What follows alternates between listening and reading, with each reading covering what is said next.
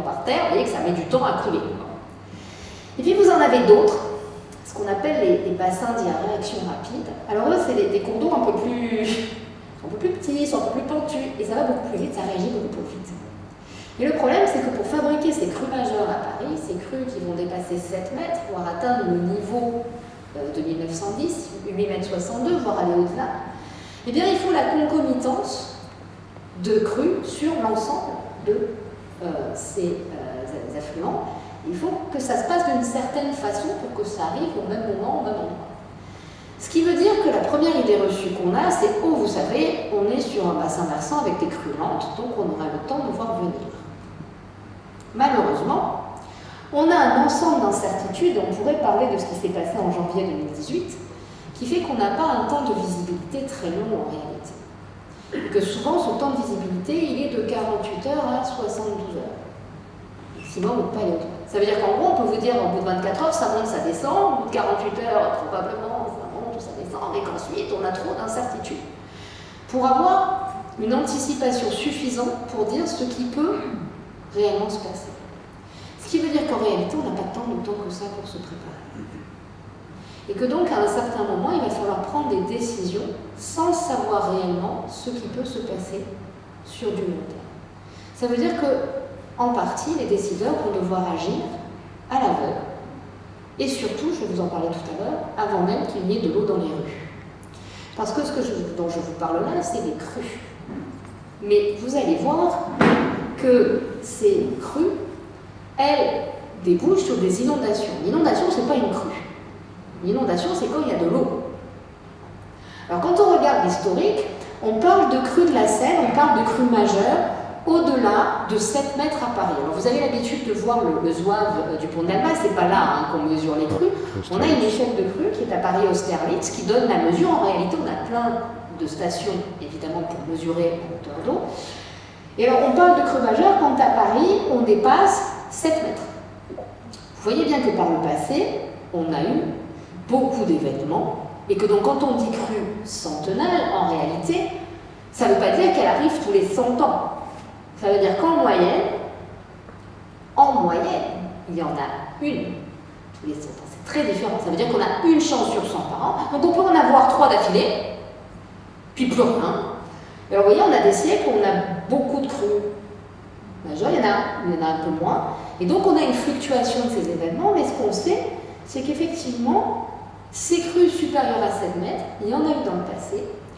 On a même retrouvé des archives qui nous disent qu'il y en aurait eu des supérieurs à 9 mètres. Alors, supérieurs à 9 mètres, c'est un peu compliqué parce qu'à l'époque, d'abord, il n'y a pas de système métrique, les échelles de crues, évidemment, ne sont pas les mêmes, on a des chroniques.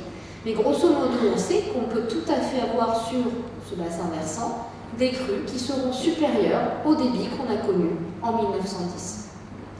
On peut heureusement en avoir d'inférieurs. La difficulté pour nous, c'est que on n'est pas capable de dire quand elle va arriver. Et on ne sait même pas en réalité quelle forme elle va prendre, parce que ce qui s'est passé en 1910, un pic de crue, eh bien, il peut y avoir d'autres formes, notamment des crues multiples avec plusieurs pics, ou ce qu'on appelle des crues avec des plateaux, c'est ce qui s'est passé en janvier 2018.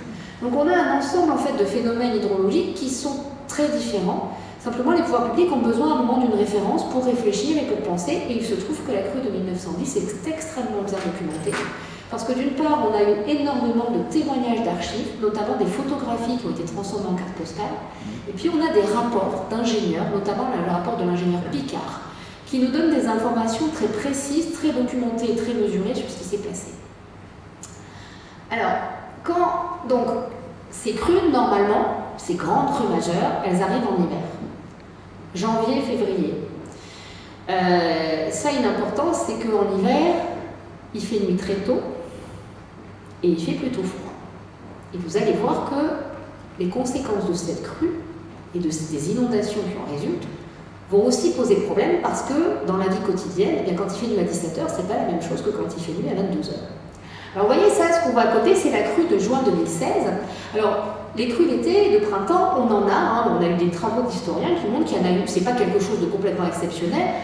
Je me souviens à l'époque, en juin 2016, en mars 2016, avait eu lieu un grand exercice qui s'appelait l'exercice Sequana, qui visait à simuler une grande inondation. Puis alors on part tous, on se quitte, et puis puisque nous on était chercheurs, on observait ce qui se passait. Donc on se dit c'est bon, à l'année prochaine, on se voit plus, c'était fin mars, tout va bien, donc puis en juin. Et alors on dit ah mais vous nous avez annoncé une crue en juin. Alors, une crue en janvier, puis alors là vous racontez n'importe quoi, la crue elle arrive en juin. Alors déjà vous voyez que la crue de juin par rapport à la crue de 1910, qui est la grande barre de janvier du milieu, vous voyez, on n'est pas exactement sur les mêmes volumes. Et puis, ces crues, effectivement, de printemps, elles existent, mais elles n'ont pas du tout la même cinétique, c'est-à-dire la même vitesse de formation et la même physionomie que les crues qu'on a en janvier.